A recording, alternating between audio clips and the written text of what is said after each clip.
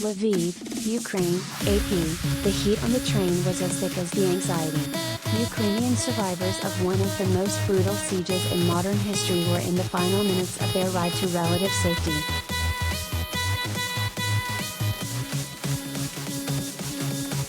Some carried only what they had at hand when they seized the chance to escape the port of Mariupol amid relentless Russian bombardment. Some fled so quickly that relatives who were still in the starving, freezing Ukrainian city on the Sea of Azov aren't aware that they have gone.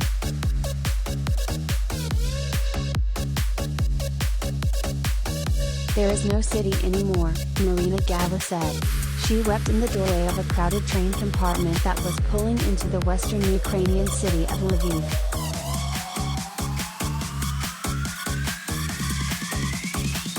The relief of being free from weeks of threats and deprivation, of seeing bodies in the streets and drinking melted snow because there was no water, was crushed by sadness as she thought of family members left behind.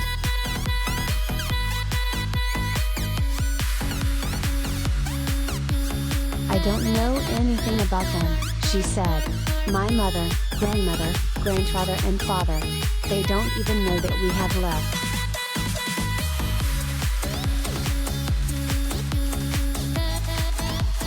Seeing her tears, her 13-year-old son kissed her over and over, offering comfort.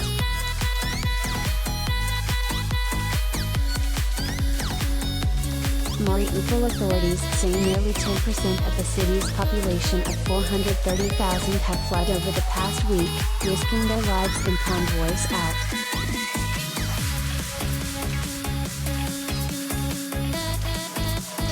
For Gala, the memories are too fresh.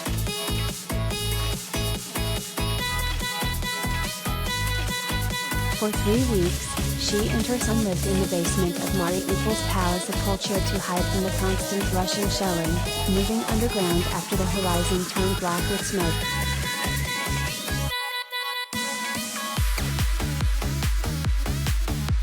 "We had no water, no light, no gas, absolutely no communications," she said. "They cooked meals outside with wood in the yard, even while under fire."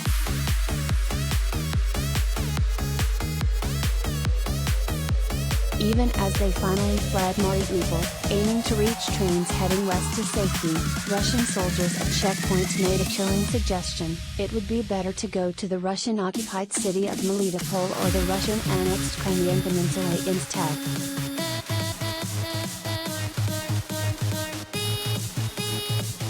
It's a suggestion that residents found ludicrous after the Russians on Wednesday bombed the Mariupol theater where children and others were sheltering, and after authorities on Sunday said an art school holding hundreds of people in Mariupol had been bombed.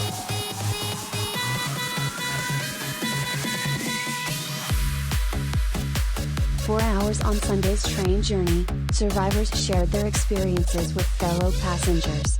Even residents of other Ukrainian cities that have been battered or occupied by the Russians see Mariupol as a horror part.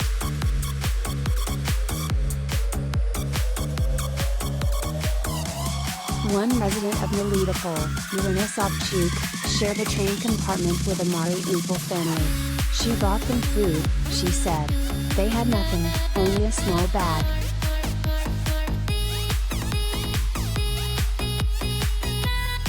"Everyone from there is in deep shock," Sobchuk said.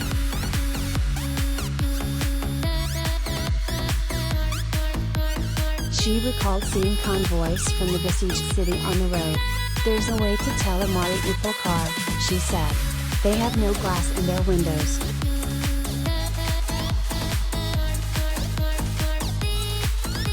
With deep disdain, Sobchuk said Russian soldiers amid such devastation were still encouraging Ukrainians to come to Russia, claiming it would be for their safety.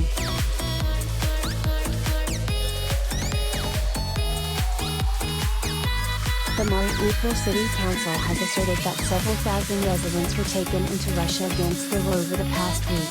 On Sunday, the Russia-backed separatists in eastern Ukraine said 2,973 people had been evacuated from Mariupol since March 5, including 541 over the last 24 hours.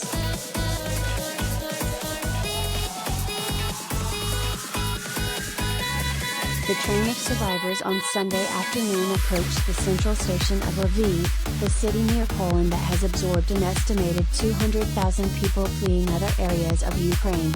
As they climbed off one by one into the arms of family and friends after weeks of fearing for their lives, some Mariupol survivors wept.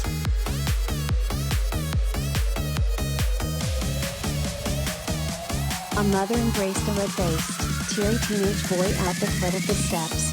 An elderly woman in a kerchief, helped off the train, walked away in silence. Another stood motionless among her bags, blinking behind thick glasses. Her neighbor, who fled with her, described cars in their convoy coming under fire.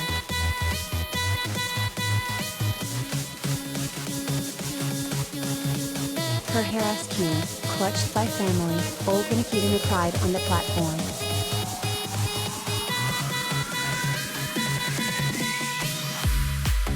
They began to destroy our city, completely, house after house, the young woman said. Battles took place over every street. Every house became a target.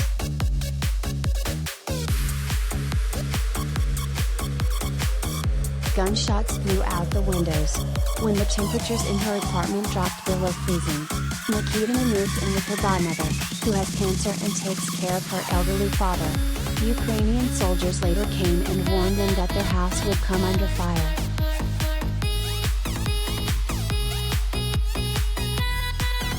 Either hide or move out, the soldiers said.